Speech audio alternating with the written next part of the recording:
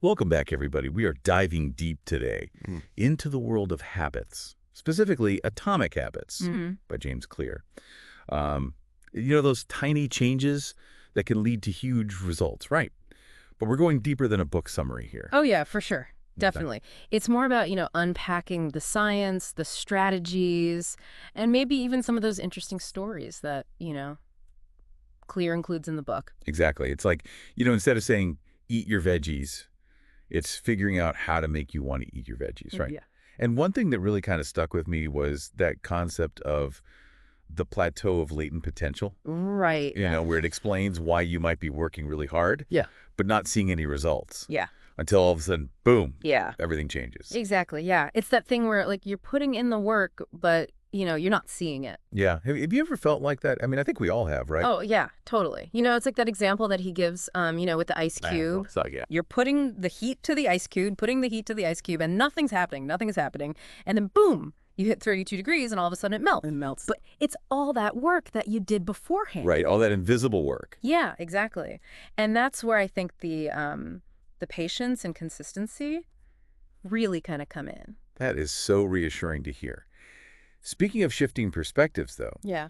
the book really digs into this idea of identity shifts, Oh, yeah, for sure. not just checklists. It's huge. Yeah. Right. So it's saying that real habit change is about becoming the kind of person who does those things. Right. Not just checking the boxes. Yeah.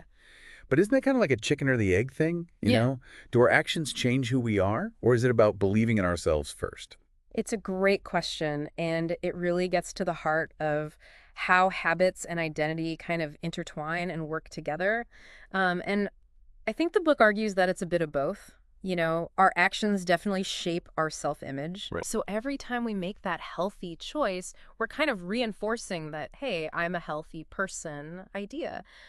But at the same time, our beliefs about ourselves also drive our actions. Okay, so like a feedback loop almost. Yeah, exactly. Like if we see ourselves as capable, worthy, we're more likely to, actually make choices that reflect that belief. That makes so much sense. I'm thinking about that line that we were talking about from the book. Every time you write a page, you are a writer.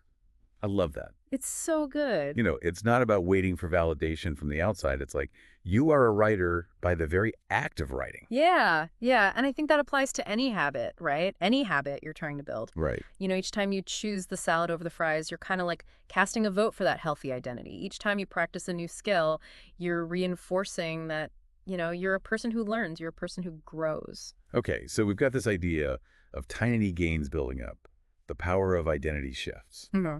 Are we ready to go a little deeper into the brain science? Let's do it. Because, Atomic Habits gets down to the nitty-gritty of why habits are so powerful. Yeah. And it's all about, like, this dopamine-driven feedback loop. Yeah, it's so fascinating. And, when we experience something pleasurable, our brain releases dopamine, and that kind of reinforces that behavior that led us to that pleasure. But the interesting thing is that, and this is kind of where the habit loop comes in, is that it's not just the reward itself that releases the dopamine, it's actually the anticipation of that reward. Right. That's what gets those pathways fired. So is that what it is, that I need it now feeling? Is that really our brain, like, getting hooked on that dopamine surge? Pretty much. Yeah, you can think back to that study with the mice. Yeah, right. They were poking that box like 800 times an hour. 800 times an hour for like a tiny, tiny little dopamine hit. Yeah, just that little hit. And so it really highlights like how much our brains are wired for those quick rewards, And I think it makes you kind of think about all those things we do every day that maybe we don't necessarily enjoy. Right. But, we're kind of chasing that fleeting feeling of, ugh. That's a little bit sobering, isn't it? It can be, yeah. Knowing how easily we can be hooked on those quick dopamine hits. Yeah.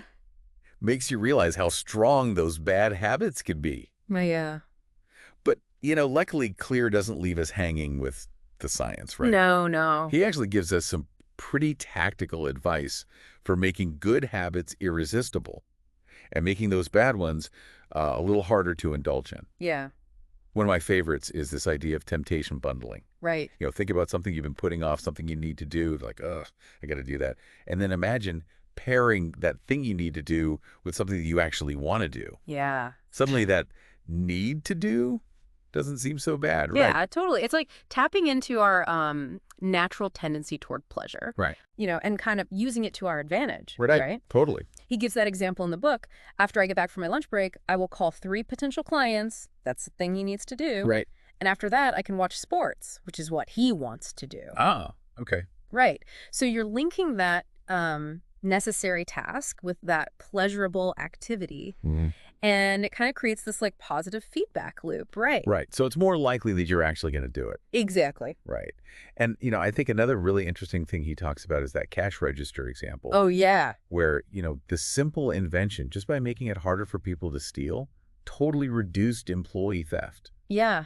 Which is crazy, right? It's huge. It really highlights how we can use our environment to kind of nudge ourselves in the right direction, Totally. Like, what other commitment devices could we use to outsmart those bad habits? Yeah. I mean, what if we, I don't know, put our phones in another room when we're trying to focus, or kept those tempting snacks out of sight? Oh, for sure. Those are great examples. And I think it speaks to that idea that, our environment plays a big role. Huge role, yeah. In shaping our behavior, right? Right.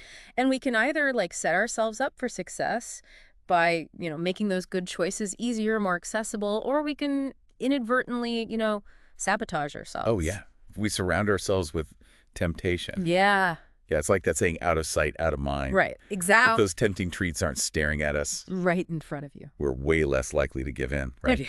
So we've got the science, we've got some strategies, but Atomic Habits also makes it clear that there's no one-size-fits-all approach. Oh, Yeah. yeah. No, he's really, encourages us to explore, our own personalities, our natural inclinations, to figure out what really works best for us.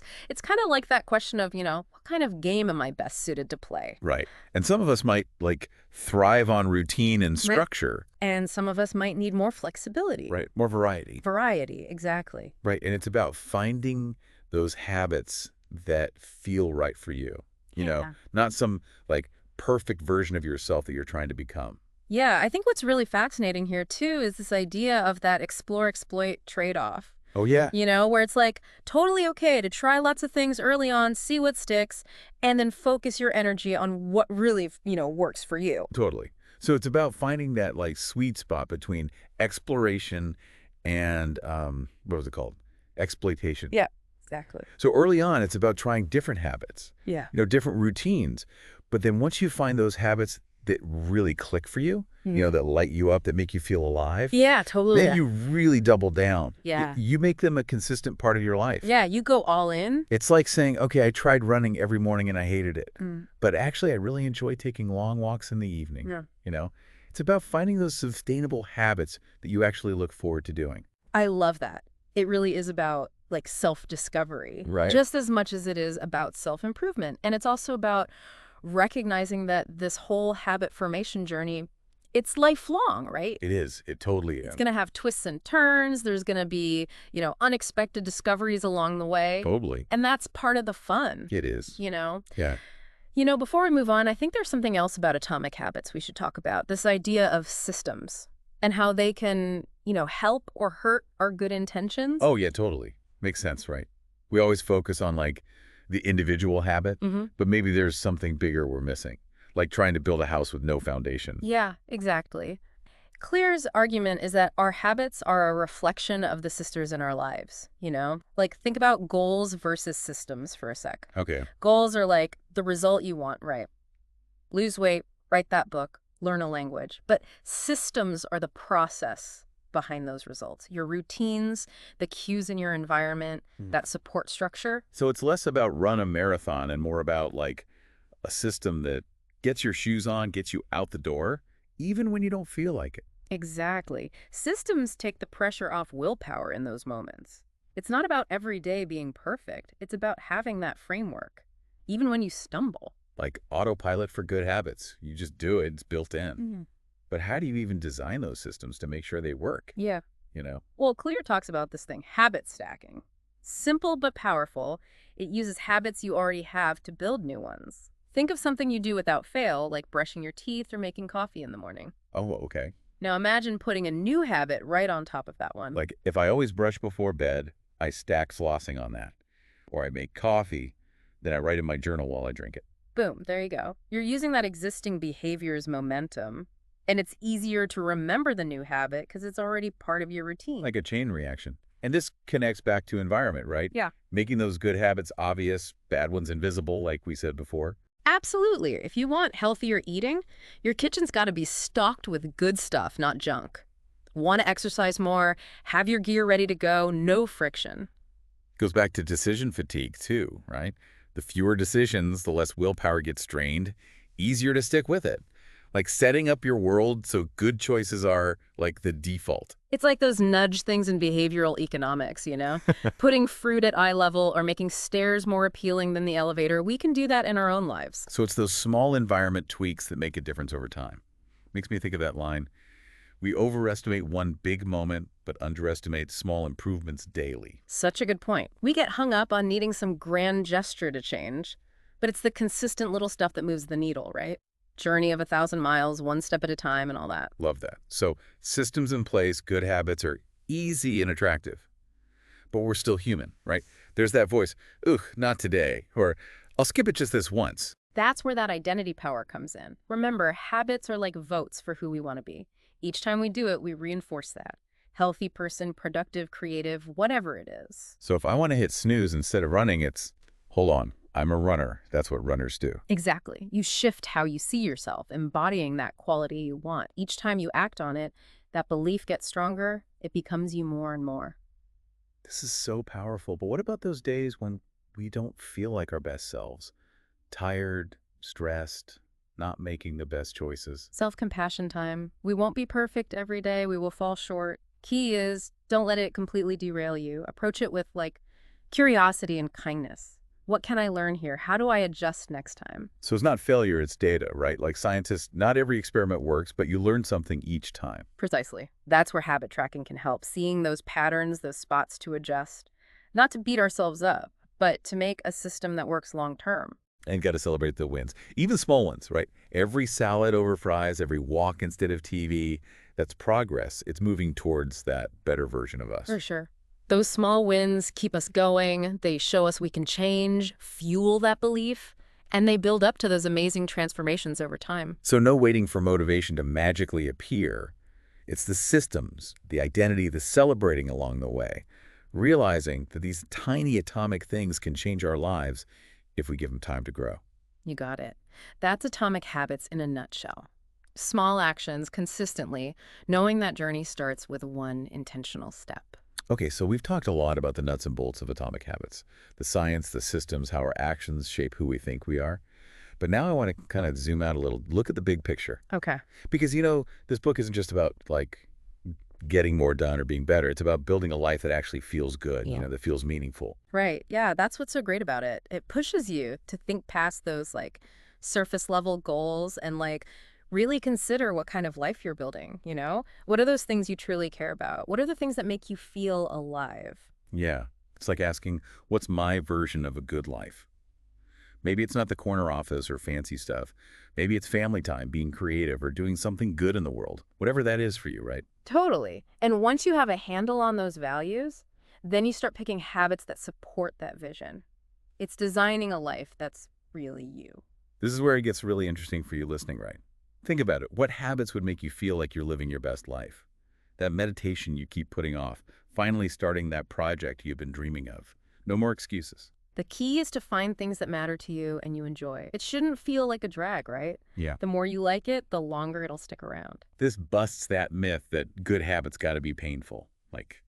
No pain, no gain, right? Mm-hmm. But what if the best ones are actually the fun ones?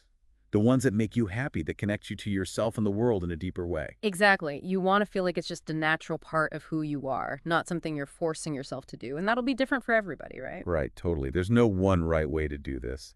What works for your friends might not work for you, and that's okay.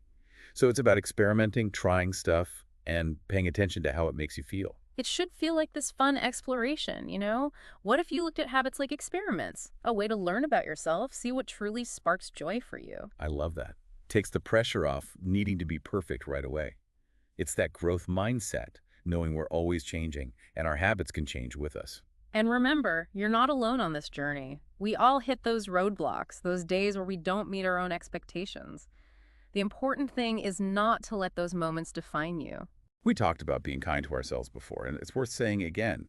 Be kind to yourself. You're doing your best with what you've got right now. Those slip-ups, they're not failures, they're information. Exactly. They're opportunities to learn, to adjust, to get better next time. Which reminds me of another point. ClearMake's reflection is so important. Right. Take time to regularly look at the habits you're working on. What's going well? What could be tweaked? What have you learned about yourself? Don't be afraid to mix it up as you go. Maybe morning runs are a no, but you discover you love evening yoga. Sunday meal prep doesn't happen, but packing lunch the night before does. It's about finding your groove and being flexible. And while you're doing that, don't forget to celebrate those wins, no matter how tiny. Every healthy choice, every time you act in line with what you believe in, you're reinforcing that good stuff, building momentum. So as we wrap up our deep dive into atomic habits, I want to leave you with this. The power to create a life you truly love, a life that feels real and fulfilling, it's right there in your hands. It starts with those small steps, done consistently, those tiny changes that add up to amazing results. Never underestimate the power of atomic habits, my friend. They're the foundation of a life well lived.